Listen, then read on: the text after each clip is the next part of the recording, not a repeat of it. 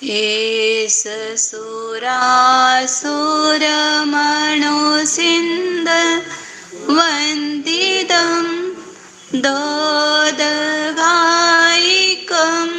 ममलं प्रणमामि वर्धमानं तीर्थं धम्मस्य कर्तारम् से पुण्यतीर्थयरे ससौवसिद्धे विशुद्धस्वभावे समनीयनाणदंसन चरित तव वीर्यायारे ते सौवे समगं पत्तेगमेव पत्तेगं वन्दामि अवर्तन्ते अर्हन्ते मानुषे खेते किच्चा अर्हन्ताणं सिद्धाणं तह नमो गणहराणम् अजावयवगाणं साहूणं चैव सवेसिं तेसिं विशुद्धदंसन नाणपहाना समं समासेच उपसंपयामि सम्मं जतो निर्वाण संपत्ति। नमस्ते।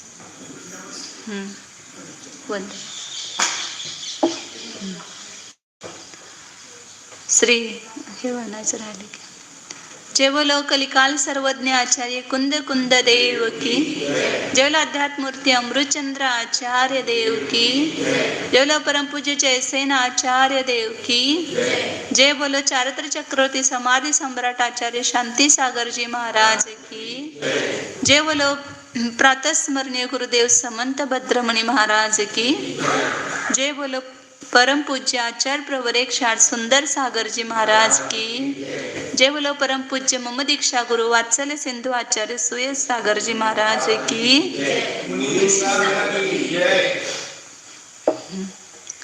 श्री कुंद कुंद आचार्य विरचित प्रवचन सार परमागम है। इसमें गाथा नंबर 260 हुई थी, 261 से लेंगे आज। हे प्रोत्थानिका। अविपरीत फल कारण अविपरीत कारण समुपासन प्रवृत्ति सामान्य विशेषतः विधेयतया सूत्र द्वैतेन उपदर्शति। उन्होंने पीछे 2 गाथा में दिखाया था कि अविपरीत फल का कारण अविपरीत कारण होता है। मतलब यदि सही फल है मोक्ष तो उसका कारण भी कैसा होना चाहिए, उसके अनुकूल, उसके योग्य ऐसा ही होना चाहिए। तो वो अविपरीत जो कारण है उसकी उपासना कैसी करना वो यहाँ पर बता रहे। अविपरीत फल के कारणभूत जो अविपरीत कारण है उसकी उपासना की प्रवृत्ति 2 प्रकार से, एक सामान्य रूप से और एक विशेष रूप से। पहले सामान्य रूप से करना, फिर उसके बाद में विशेष रूप से, दोनों प्रकार से विधेयतया करने रूप से 2 गाथाओं के द्वारा दिखाते हैं कि कैसी, मतलब जो अविपरीत कारण, मतलब ऐसे मुनिराज जो पीछे लक्षण 2 गाथा में बताया था कि जो अशुभोपयोग से रहित हैं, शुद्धोपयोग और शुभोपयोग से युक्त हैं और पाप से विरत हैं, समदर्शी हैं, गुणग्राम से सहित है, ऐसे जो है वो अविपरीत कारण बताए। मतलब मुनिराज संक्षेप में सही जो भावलिंगी मुनिराज हैं वे ही अविपरीत कारण हैं और उनकी उपासना की प्रवृत्ति हमें कैसी होनी चाहिए ऐसे 2 गाथाओं के द्वारा दिखाते हैं। दिट्ठापगदं वत्थु अबुट्ठाण पधान किरियाहिं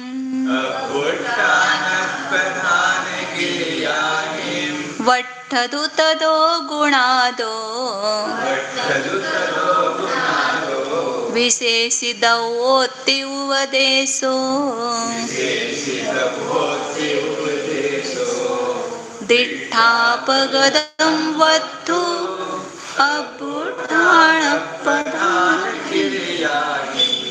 वट्टतु तदो गुणादो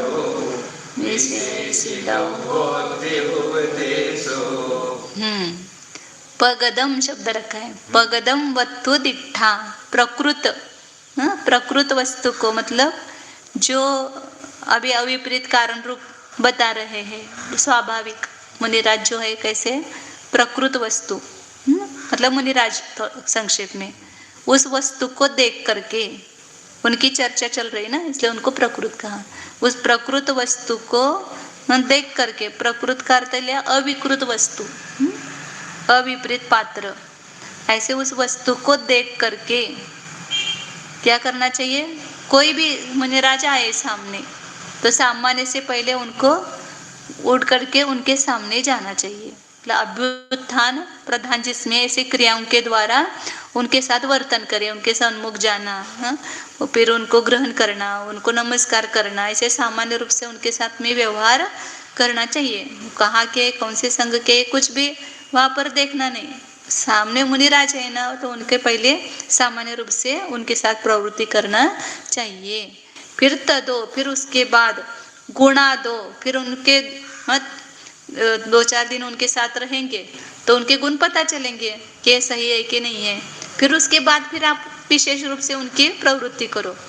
यदि नहीं आपके योग्य दिखाई दे रहे तो उनके साथ व्यवहार करना छोड़ दो, और यदि वो सही है और अपने भी गुण से अधिक है तो विशेष रूप से उनकी व्यावृत्ति करना, उनके साथ बैठना उठना, उनके साथ उनका पालन पोषण करना, उनके सब चिंता करना, ये सब कार्य करना चाहिए। मतलब पहले सामान्य रूप से व्यवहार करना। ये सामने से मुनि आते देख रहे हैं, हम दूसरे रास्ते से गए तो क्या हुआ वहां पर?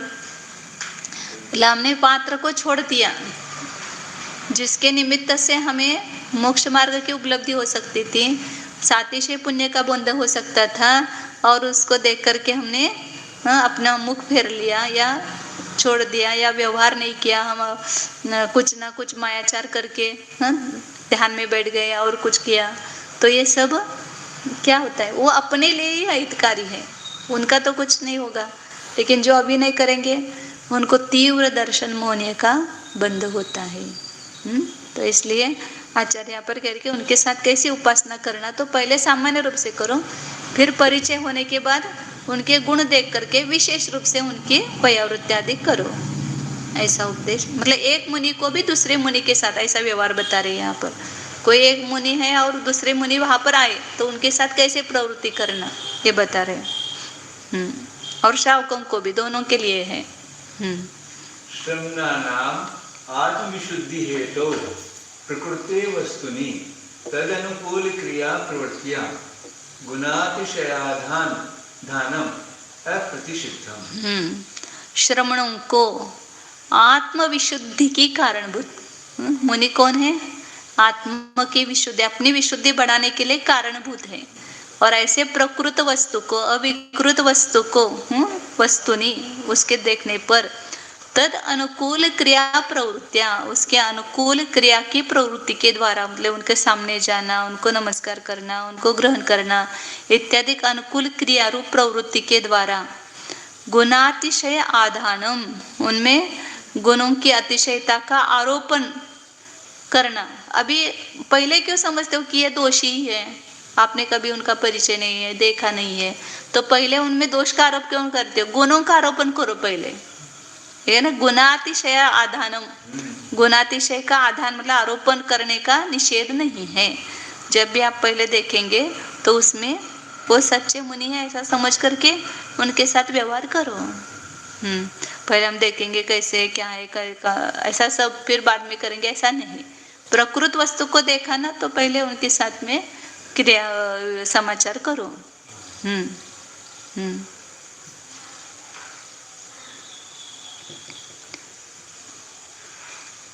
यदि कोई श्रमण अन्य श्रमण को देखे तो प्रथम ही मानो वह अन्य श्रमण गुणातिशयवान हो, इस प्रकार उनके प्रति व्यवहार करना। वो गुणातिशयवान है ऐसा समझ करके उनके प्रति व्यवहार करना, फिर उनका परिचय होने के बाद उनके गुणानुसार वर्ताव करना चाहिए। तो आपको दिखा कि मेरे ये योग्य नहीं है ये, तो फिर बदल दो उसको।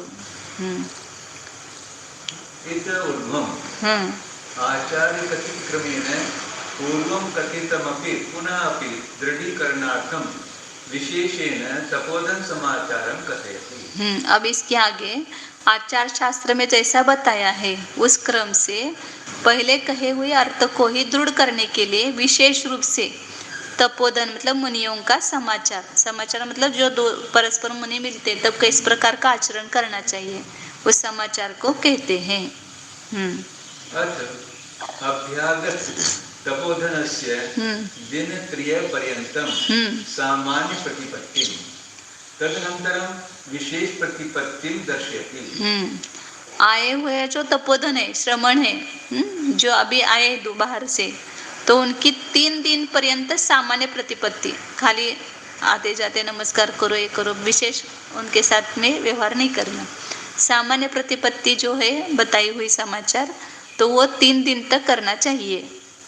तदनंतरम फिर उसके बाद 3 दिन के बाद विशेष प्रतिपत्ति जो है वो उसको दिखाते हैं यहाँ पर, मतलब विशेष क्या करना चाहिए वो बताएंगे। मतलब मूलाचार वगैरह में भी ये सब बात आई है कि 3 दिन पर अपन जहाँ पर भी इसमें धवला में भी है ना, जब दर्शनाचार्य ने पुष्पदंत और भूतबली वहाँ पर आए, उन 2 मुनि को बुलाया था, तो 2 मुनि आने के बाद तुरंत उनको ग्रहण नहीं किया, स्वीकार नहीं किया, मौन ही रहे। उन्होंने भी इनको देखा और इन्होंने भी उनको देखा। फिर 3 दिन के बाद इन्होंने आचार्य से निवेदन किया कि हम इस कारण से आए हैं आपके चरणों में, इसलिए फिर उनको बताया। फिर उन्होंने उनकी परीक्षा भी, उसके बाद भी उनकी परीक्षा की, फिर उनको ग्रहण किया शिष्य रूप से, उनको विद्या देने के लिए परीक्षा की। तो इसलिए 3 दिन परीक्षा करना। हाँ, कैसे आवश्यक कार्य करते कि नहीं करते हैं, वो सब मूलाचार में भी कितना दिया है सब। 3 दिन तब तक सामान्य प्रतिपत्ति करनी चाहिए।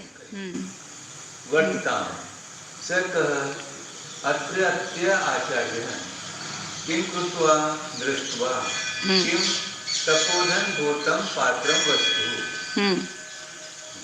वर्तन करना चाहिए। कौन? यहाँ पर जो आचार्य है, वर्तमान है, उनको आचरण करना चाहिए। क्या करके? देख करके। किसको देख करके?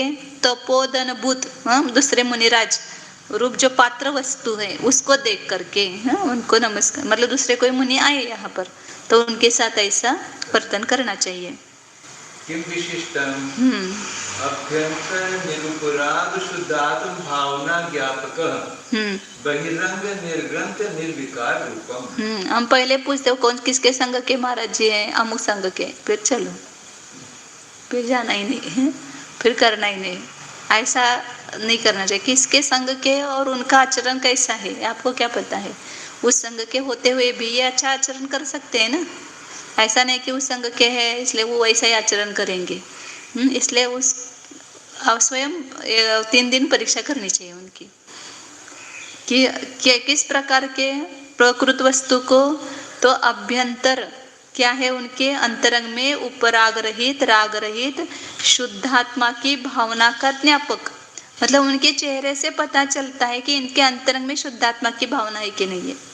जब विशुद्ध सागर महाराज जी को मैंने पहली बार देखा, सुनील सागर महाराज जी को पहली बार देखा, तो मैंने तुरंत पहचान लिया, मैंने कि यह अलग मुनिराज है, इनके अंतरंग प्रवृत्ति है, मतलब ये अपने शुद्धात्मा में रहते हैं, ऐसा चेहरे से पता चलता है निर्विकार रूप को देख करके।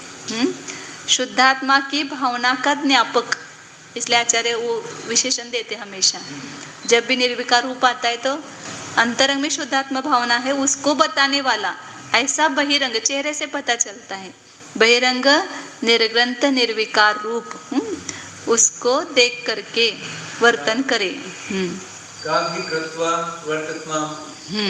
अभ्यागत योग्य आचार विहित विताभिः अभ्युत्थानादि क्रियाभिः।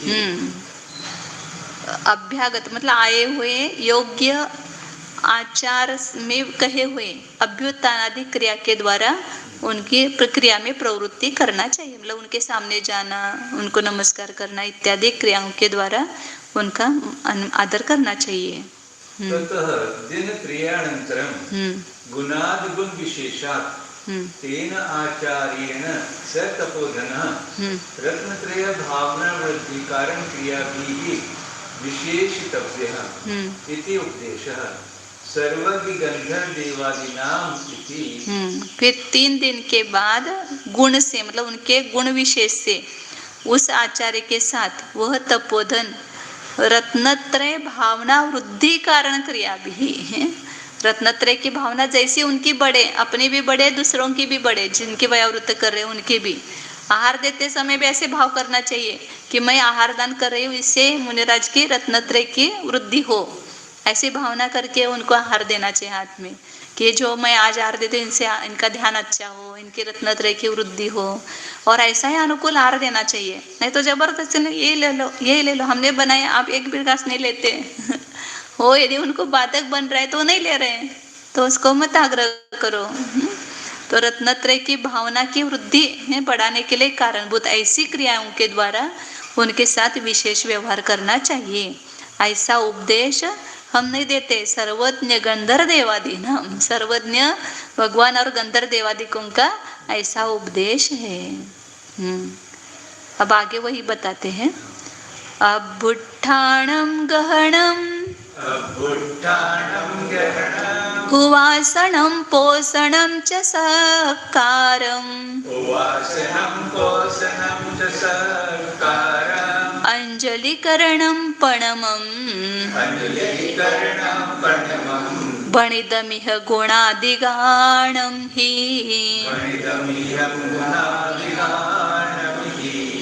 अभुट्ठाणं गहणं उवासनं पोषणं च सत्कारम् अंजलिकरणं पणमं भणिदमिह।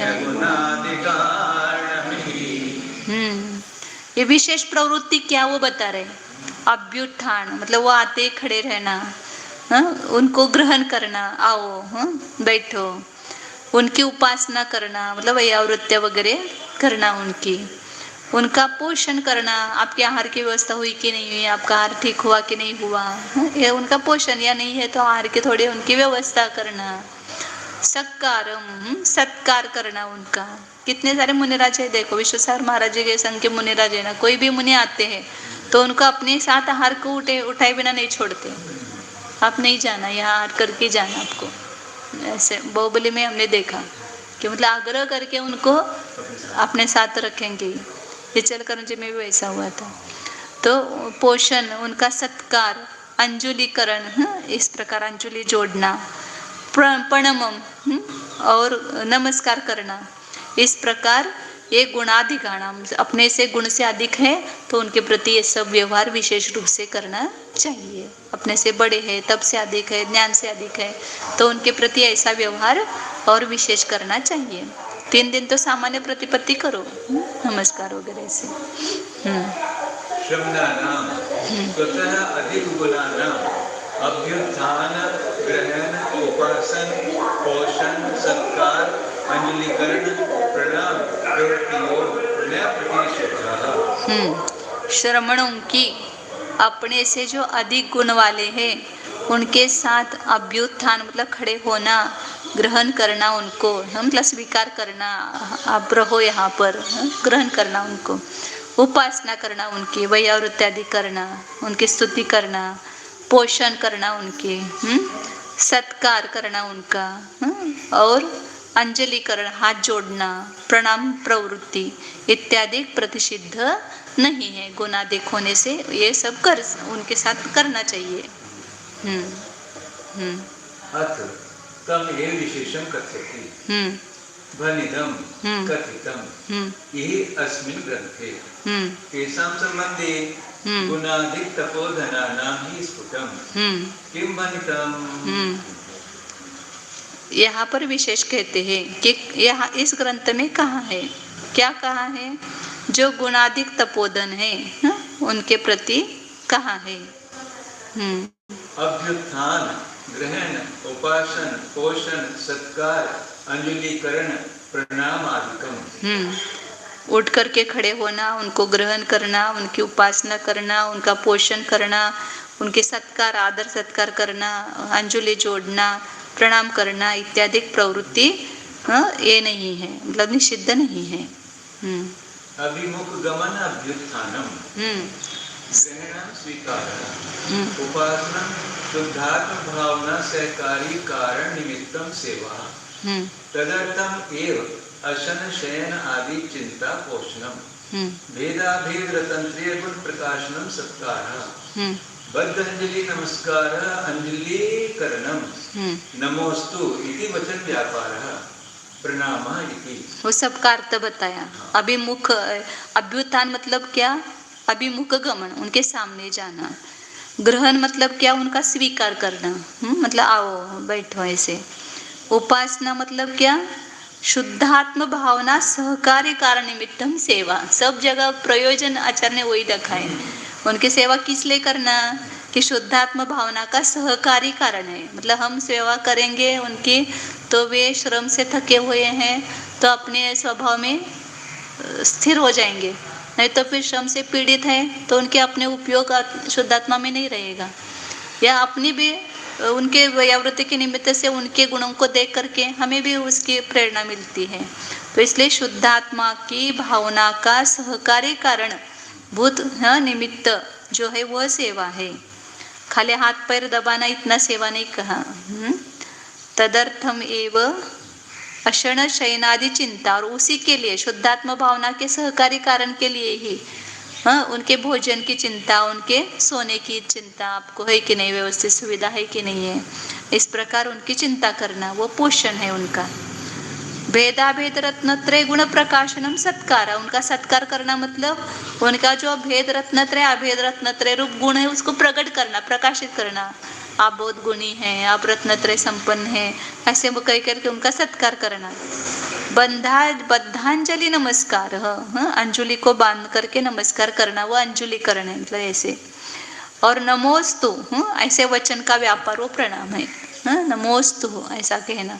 कभी कभी कोई ना ऐसा चुपचाप ही नमस्कार करते, नमोस्तु ऐसा बोलना चाहिए, तो वो प्रणाम है। अब आगे तो प्रकृत श्रमण को देख करके इस प्रकार के उनके साथ प्रवृत्ति करना चाहिए, ये बताया। अब आगे बताते हैं। श्रमण आभासेषु सर्वः प्रवृत्ति ही प्रतिषेध्यति। जो श्रमणाभास है मतलब मुनि के गुण नहीं है, लेकिन मुनि व्रत धारण किया है लेकिन मुनि के गुण नहीं है, तो उनको क्या कहेंगे? श्रमणाभास। उनके साथ सभी प्रवृत्तियां निषिद्ध है, उनके साथ कोई भी प्रवृत्ति नहीं करना चाहिए। अबुद्धेया समणा सुतत्थ विशारदा उवासेया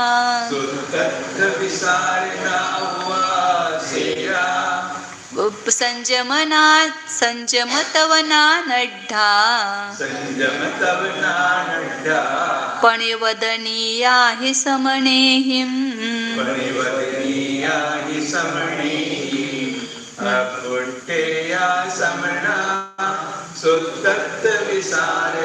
उवासेया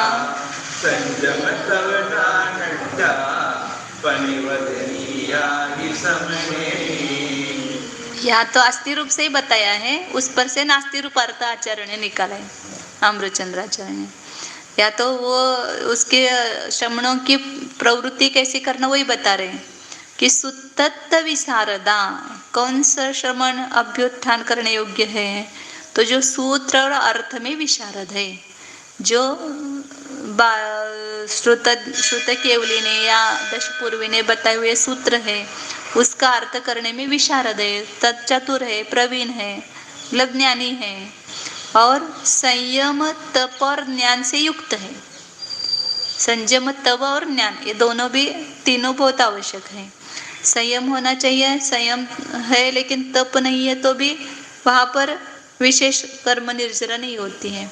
तो संयम से, तप से और ज्ञान से, वो ध्यान धुरंधर पुरुषा बता ना, वहाँ पर भी द्रव्य संग्रह में भी तव सुद वदवम चेदा झानरह धुरंधरो हवे जम्मा तपवान श्रुतवान व्रतवान। जो है वह ध्यान का धुरंधर होता है, ध्यान रूपी रथ को चलाने के लिए वो समर्थ होता है कि जो तप सहित है, श्रुत सहित है और व्रत सहित है। वही आए ना, संयम तप और ज्ञान, इनसे युक्त होना चाहिए। तो ऐसा जो श्रमण है वो दूसरे श्रमणों के द्वारा प्रणिपतनीय है, मतलब नमस्कार करने योग्य है, उनको अभ्युत्थान करने योग्य है, सामने जाने योग्य है, उपासना करने योग्य है। फिर इससे वो अर्थ निकालना कि दूसरे श्रमण है वो अभ्युत्थान करने योग्य नहीं है, इससे रहित जो श्रमण है वे। सूत्रार्थ वैशारद्य परिवर्तित संयम तपः स्वतत्व ज्ञानानाम एव श्रमणानाम अभ्युत्थानादिकः प्रवृत्तियोः अप्रतिषिद्धाः इतरेषां तु श्रमण आभासानां ताः प्रतिषिद्धा एव। मतलब किस प्रकार के श्रमणों की हमें आदर सत्कार आदि करना चाहिए वो बता रहे हैं इसमें, कि जो सूत्र और अर्थ में वैशारद्य मतलब उसमें विशदता है, चतुरता है, प्रवीणता है, इसलिए वो संयम तप और स्वतत्व ज्ञान, ज्ञान मतलब कौन सा लिया, स्वतत्व ज्ञान, अपने आत्मा का ज्ञान, इसमें प्रवृत्ति कर रहे हैं। ऐसे जो श्रमण है जो संयम में प्रवृत्त है, तप में प्रवृत्त है और अपने आत्मज्ञान में प्रवर्तन करते हैं, ऐसे श्रमणों के अभ्युत्थान आदि जो प्रवृत्तियां हैं, उनके सामने जाना, उनको स्वीकार करना, ग्रहण करना इत्यादि, ये सब प्रवृत्तियां इनकी निषिद्ध नहीं है, ऐसे श्रमणों की करना चाहिए। और इतरेषां तु श्रमणाभासानां, जो दूसरे श्रमणाभास है वे ताहा प्रतिषिद्धा एव। अमृतचंद्राचार्य क्या कहते हैं, आगे की गाथा का ये इसमें डाल देते हैं, नींव इसमें डाल देते हैं, इसमें से वो आगे की गाथा निकलती है, इसलिए वो वहां पर दिया। मतलब इतना ही बताना चाहिए था ना, लेकिन ये क्यों बताया कि दूसरे श्रवणाभासों की वो निषिद्ध है, तो अगले गाथा में श्रवणाभास का लक्षण देने वाले हैं। तो इसलिए उसकी लास्ट तक की सभी गाथा की टीका देखो, अगली गाथा का उसमें क्या बोलते हैं, उसको जोड़ते हैं ना, सूत्र को जैसे एक पिरोते हैं, ऐसे सूत्रों को पिरोते हैं वो बराबर, कि आगे का सूत्र क्यों आया है, तो उसके लिए वो उसका ये डाल देते हैं वहाँ पर। हाँ, आगे इसकी जैसे नाचार्य की टीका। अभ्यागतानां तद एव अभ्युत्थानादिकं प्रकार अंतरेण निर्दिशति। आए हुए श्रमणों को अभ्युत्थान में सामने जाना इत्यादि जो क्रिया है वो दूसरे प्रकार से दिखाते हैं। यद्यपि चारित्र गुणेन अधिकाः न भवन्ति तपसा वा तथापि सम्यक् ज्ञान गुणेन ज्येष्ठत्वात् श्रुत विनय अर्थम अभ्युत्थेया अभ्युत्थान योग्या भवन्ति। यद्यपि कोई मुनि है वो अपने से चारित्र गुण से अधिक नहीं है, उनका चारित्र अधिक है और वो आए हुए श्रमण है वो चारित्र से अधिक नहीं है इनसे, लेकिन तदेव कहा गया तपसावा, या तप से भी अधिक नहीं है, तप ये ज्यादा करते, चारित्र इनका ज्यादा है और उनका कम है, समझो आए हुए श्रमणों का। लेकिन तथापि सम्यक ज्ञान गुणेन ज्येष्ठत्वात्, यदि वो ज्ञानी है, ज्यादा शास्त्र अभ्यासी है, श्रोताध्ययन करते ज्यादा, तो वो सम्यक ज्ञान गुण से यदि ज्येष्ठ है, उनसे अपने से श्रेष्ठ है, तो उनको भी श्रुत विनयार्थम, उनकी विनय मतलब श्रुत की विनय है, श्रुत के विनय के लिए क्या करना चाहिए, उनके आने पर खड़े होना चाहिए, कोई ज्ञानी साधु आया है तो, और वो अभ्युत्थान योग्य भवन्ति, वे अभ्युत्थान योग्य है। निर्ग्रंथ आचार्य कौन है वे, जो ज्ञान सूत्र और अर्थ में विशारद कौन, ऐसे श्रमण मतलब निर्ग्रंथ आचार्य। किम विशिष्टः विशुद्ध ज्ञान दर्शन स्वभाव परमात्म तत्व प्रभृति अनेकांतात्मक पदार्थेषु वीतराग सर्वज्ञ प्रणीत मार्गेण प्रमाण न निक्षेपहि विचार चतुर अचेतसः सूत्रार्थ विशारदः। बराबर, सूत्रार्थ विशारद का खुलासा करे। वो आए हुए आचार्य कैसे हैं, सूत्र और अर्थ में विशारद है, मतलब विशुद्ध ज्ञान दर्शन स्वभाव, ऐसा कौन? परमात्मा तत्व, अपना निज आत्मा, उसको लेकर के जितने भी अनेकांतात्मक पदार्थ है जगत में, विश्व में जितने पदार्थ है, उन पदार्थों में वीतराग सर्वज्ञ भगवान ने बताए हुए मार्ग से, एक एक शब्द महत्वपूर्ण रखते हैं आचार्य, हमारे मन से कुछ भी कहते हैं उनको नहीं, लेकिन वीतराग सर्वज्ञ ने जैसा बताया है उसी विधि के द्वारा, प्रमाण निक्षेपों के द्वारा उन पदार्थों का विचार करने में जिनका मन चतुर है, तो अपने दिमाग से कुछ अलग ही निकालना, उसको विशारद नहीं कहते हैं। सर्वज्ञ भगवान ने जैसा बताया उसके मार्ग से ही उसका चतुर रूप से विचार करने वाले हैं, ऐसे जो सूत्रार्थ विशारद है। न केवलम अभ्युत्थया परम चित् ज्योति स्वरूप परमार्थ पदार्थ परिज्ञानार्थम उपासेया परम भक्त्या सेवनीया। हाँ, ऐसे जो सूत्र अर्थ में विशारद है उनको केवल उठ करके खड़े होना इतनी सामान्य विनय नहीं करना चाहिए, उनकी उपासना करनी चाहिए। कैसी उपासना करना? परम चैतन्य ज्योति रूप जो परमात्मा पदार्थ है, मतलब उनको जैसे वो शुद्धात्मा प्रकट हुआ है वैसे मुझे भी प्रकट हो, इसलिए परम चैतन्य ज्योति रूप परमात्मा पदार्थ के परिज्ञान के लिए मुझे भी उनके जैसा शुद्धात्मा के भावना हो, ऐसे ज्ञान के लिए उपासना करनी चाहिए, परम भक्ति से उनका सेवन करना चाहिए। संयम तपः ज्ञानाढ्यः परिपत्नीयः हि स्फुटम्। जो संयम तप और ज्ञान से युक्त है, समृद्ध है, उनको प्रणिपत्नियां, उनको नमस्कार करना चाहिए। बहिरंग इंद्रिय संयम प्राण संयम बलेन अभ्यंतरे स्वशुद्धात्मनि यत्न परत्वम संयमः। समझो कि ज्ञान से अधिक नहीं है लेकिन संयम तप गुण से युक्त है, तो भी उनको प्रणाम आदि करना चाहिए। तो संयम तप ज्ञान से युक्त है मतलब बहिरंग संयम, इंद्रिय संयम और प्राणी संयम, दो प्रकार कर लेंगे, एक अंतरंग और एक बहिरंग। बाहर के षटकाय जीवों की विराधना न करना, बाह्य 5 इंद्रियों के विषय में प्रवृत्ति नहीं करना, ये बाह्य संयम है। और अंतरंग में अपने स्वशुद्धात्मा में यत्नशील होना, वो इंद्रिय पर विजय प्राप्त करके करना क्या है? उसका अभिमान करके मैंने देखो मैं 6 रजों का त्यागी हूँ, मैं अमुक मतलब इतना तपस्वी हूँ, इतना उपवास करता हूँ, इसके लिए नहीं करते तप।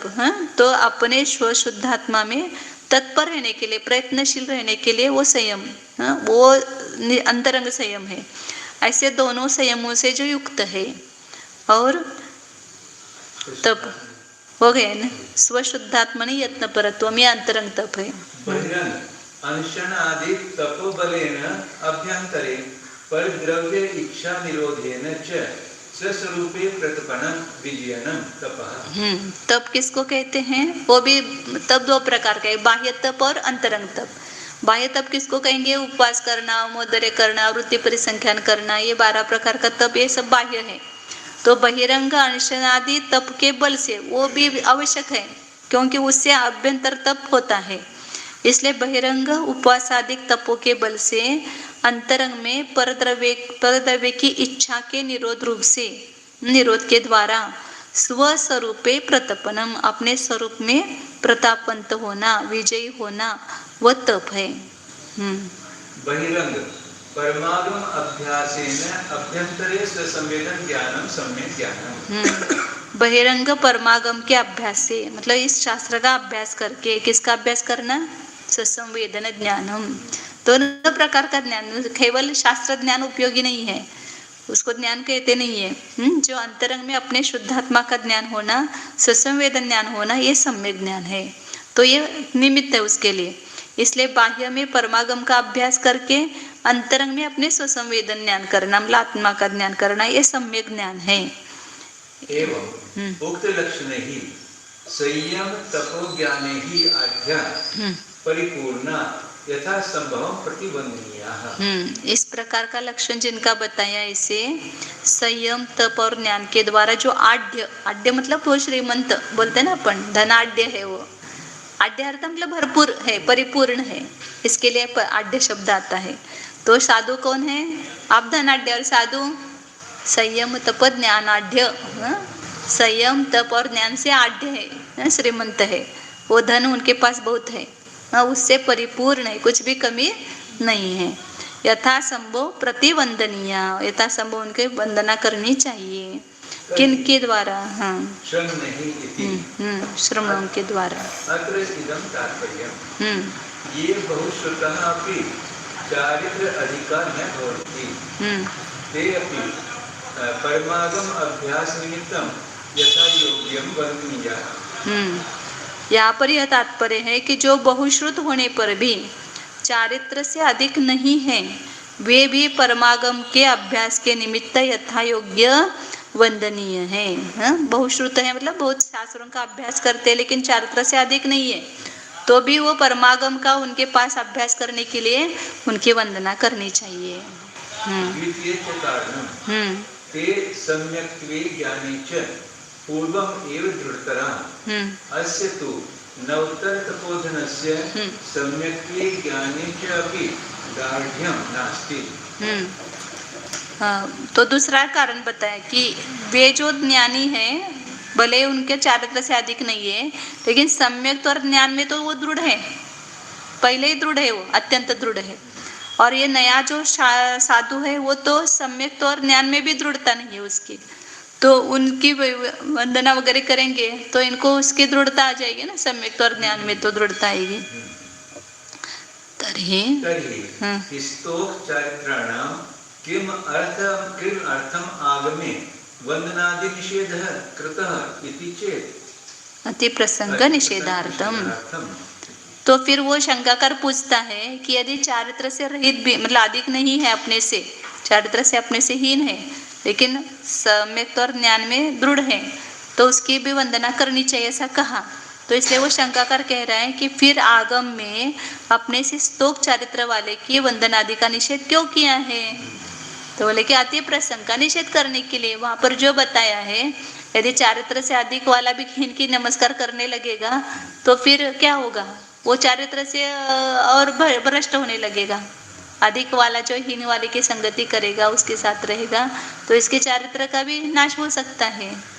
इसलिए अपने से हीन चारित्र वालों के साथ रहना नहीं, उसकी संगति करना नहीं, उसको नमस्कार करना नहीं, ऐसा कहा है आगम में।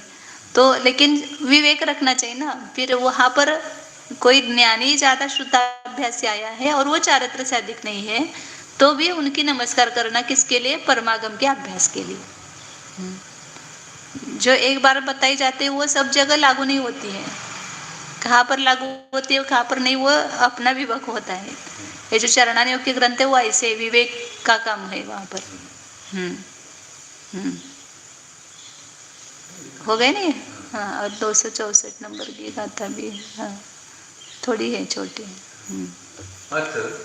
सामान्येन सममन अनन अनुमन्यमानस्य क्या बराबर है? नहीं वो नहीं, पीछे की है ना 264। अतः कीदृश श्रवणाभास भवति, पीछे गाथा में अमृतचंद्राचार्य का ना कि श्रवणाभासों की वो क्रिया निषिद्ध है, श्रवणाभास के साथ वो नहीं करनी चाहिए। फिर श्रवणाभास कौन है ये पता होना चाहिए ना हमें, कि श्रवणाभास मतलब जो सच्चे मुनि नहीं है, मुनि जैसे लगते हैं लेकिन सच्चे मुनि नहीं है, उसको श्रवणाभास। आभास तभी होता है ना, पानी नहीं है और पानी जैसा लग रहा है तो उसको अपन जलाभास बोलते हैं। ऐसे मुनि नहीं है वो, लेकिन मुनि जैसे लग रहे क्योंकि नंगे हैं, नग्न है, इसलिए अपने को लग रहा है कि ये भी मुनि है, लेकिन मुनि के गुण नहीं है उसमें, तो वे श्रवणाभास है। न हवदि समणोति मदो संजम तव सुत्त संपजुत्तो वि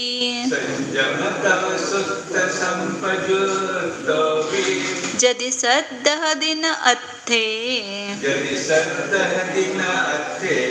आदपदाने जिनखादे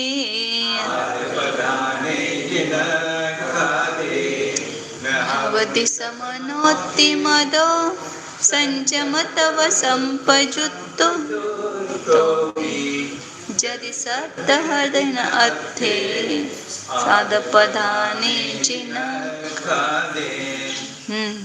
न हवदि समनोति मदो संजम तव सुत्त संपजुत्तो वि। संयम, तप, सूत्र से युक्त होने पर भी ये सब दिखाई दे रहा है आपको, संयम भी दिखाई दे रहा है, तप भी करते हैं, ज्ञान भी है, लेकिन यदि आद पदाने जिनखादे अत्थे न सद्धहदी, जिनेन्द्र भगवान ने बताए हुए आत्मा जिसमें प्रधान है, आत्म प्रधान शब्द रखा है, एक गाथा है, देखो कैसे, मतलब आत्मा का ज्ञान नहीं है तो वो श्रमण ही नहीं है। आत्म प्रधान जो पदार्थ है उसका श्रद्धा नहीं है तो समनो न हवदी, वो श्रमण ही नहीं है, पदार्थ का सम्यक दर्शन ही नहीं है तो श्रमण कैसा, वो श्रमणाभास है। तो इसलिए संयम, तप, सूत्र से संयुक्त होने पर भी यदि आत्म प्रधान पदार्थों का उसको श्रद्धा नहीं है तो वह श्रवण नहीं है। आगमज्ञ अपि संयतः अपि तपस्थः अपि जिनोदितम् अनंत अर्थ निर्भरं विश्वं स्वेन आत्मनः ज्ञेयत्वेन निष्क्रियत्वात् आत्मप्रधानम् अश्रद्धानः श्रमणाभासः भवति। आचार्य में बाह्य किसी लक्षण से श्रमणाभासपना नहीं कहा, हाँ श्रद्धान की मुख्यता से कहा। आगमज्ञ है क्योंकि आगम का अभ्यास तो बहुत सारे सभी करते हैं, संयत भी है और तप में स्थित भी है, 10-10 उपवास करेंगे, 16-16 उपवास करेंगे। लेकिन जिनेन्द्र भगवान ने बताए हुए अनंत पदार्थ जिसमें भरे हुए हैं ऐसे विश्व को स्वेन आत्मना, अपने आत्मा के द्वारा, नेयत्वेन निष्पितत्वात्, जिसमें वो नेय झलक रहे हैं ऐसे आत्मा का ही श्रद्धा नहीं तो किसी का भी श्रद्धा नहीं उसको। इसलिए स्वेन आत्मना नेयत्वेन निष्पितत्वात्, सबको पी रहे हम कैसे पी रहे हैं, नेय रूप से, ज्ञान के द्वारा नेय को जान रहे, ये पीना हो गया। विश्व भगवान का विशेषण आता है ना कि भगवान संपूर्ण विश्व को गिड़ंकृत कर रहे हैं, ग्रासीभूत कर रहे हैं, मतलब संपूर्ण विश्व को एक ही समय में जान रहे हैं। तो अपने आत्मा के द्वारा ज्ञेय रूप से पिया हुआ होने से जो संपूर्ण विश्व है, कौन सा कैसा है विश्व, आत्म प्रधानम, आत्मा जिसमें प्रधान है ऐसे विश्व का श्रद्धा नहीं करते हैं वे श्रमणाभास है। मतलब जिनको आत्मा का ही खबर नहीं है, अपने आत्मा का ही श्रद्धा नहीं है या अन्य पुद्गल धर्म अधर्म आदि का भी श्रद्धा नहीं है तो वे श्रमण नहीं है।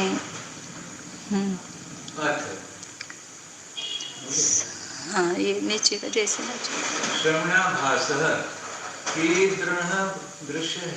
कीदृक् चाहिए वहाँ पर, कीदृश भव, वो दोनों भी गलत हो गए, भवंती इति ऐसा चाहिए, श्रमणाभास नहीं, ऐसा वो होना चाहिए, वो कीदृक्, कीदृशो, कीदृशो भवति, शोशो चाहिए और भवती चाहिए, हाँ और भवती इति चाहिए, भवनी हो गए ना। श्रमणाभास कीदृश भवति इति प्रश्ने प्रत्युत्तरं ददाति। या बस 2 मिनट। श्रवणाभास, श्रवणाभास किस प्रकार का होता है ऐसा पूछने पर आचार्य उत्तर देते हैं।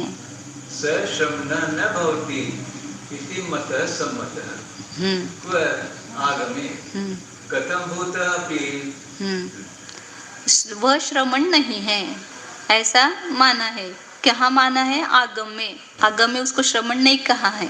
किस प्रकार के श्रवण को श्रवण नहीं कहा है, संयम तपः श्रुतैः संप्रयुक्तः अपि सहितः अपि यदि किं यदि चेत् मूढ़त्रय आदि 25 सम्यक मल सहित सन न श्रद्धते न रोचते न मन्यते पदार्थान कथं भूतान निर्दोषी परमात्म प्रवृत्ति। जो संयम तप और ज्ञान से, श्रुत से संयुक्त, ज्ञान से नहीं कहा, श्रुत से संयुक्त कहा। शास्त्र ज्ञान है उसके पास में लेकिन आत्मज्ञान नहीं है। शास्त्र से संयुक्त होने पर भी यदि वह 3 मूढ़ता 25 प्रकार के सम्यक्त्व के दोष इन मल सहित है, मल सहित होकर के श्रद्धा नहीं करता है, रुचि नहीं करता है, मानता नहीं है किसको, पदार्थों को, किस प्रकार के पदार्थों को? निर्दोषी परमात्मा इत्यादि, मतलब अपना आत्मा है इसका ही जिसको ज्ञान नहीं है, श्रद्धा नहीं है, तो बाकी के भी पदार्थों का श्रद्धा वो करता नहीं है। पुनः कथम भूतान वीतराग सर्वज्ञ जिनेश्वरेण आख्यातान दिव्य ध्वनिना प्रणीतान गणधर देवहि ग्रंथ विरचित विरचितान इति अर्थ। वीतराग सर्वज्ञ जिनेश्वर ने कहे हुए, दिव्य ध्वनि के द्वारा बताए हुए, गंधर्व देवों ने जिसका ग्रंथ में रचना की है, ऐसे पदार्थों का मतलब से द्रव्य सातत्व इनका श्रद्धा नहीं है तो वह श्रमण ही नहीं है।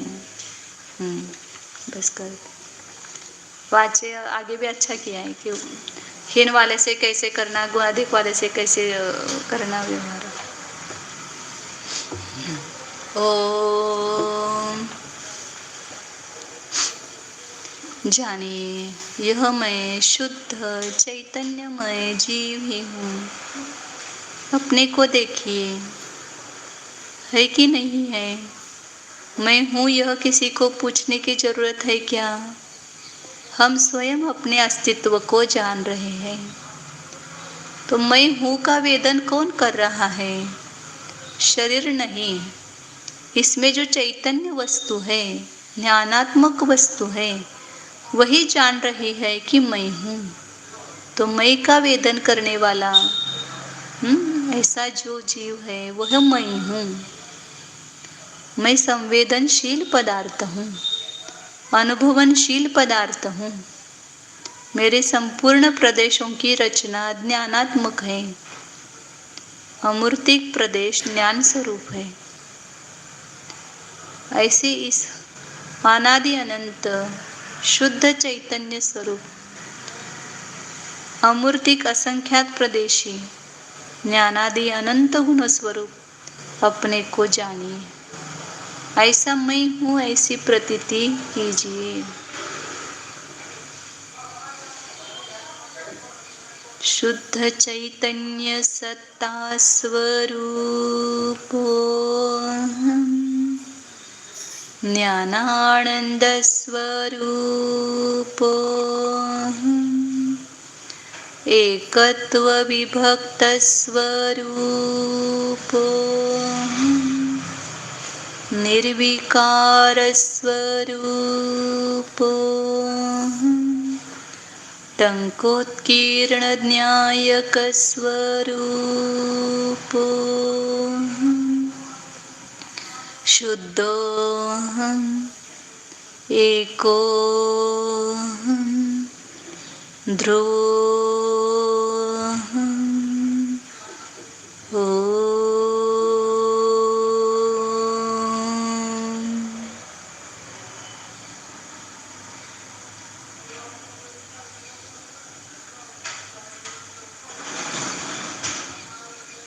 विसर्जन।